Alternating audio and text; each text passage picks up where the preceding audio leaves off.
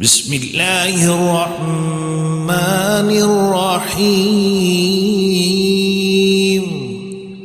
والعصر إن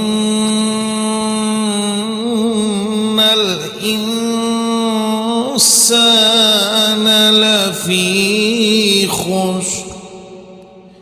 إلا الذين آمنوا وعملوا الصالحات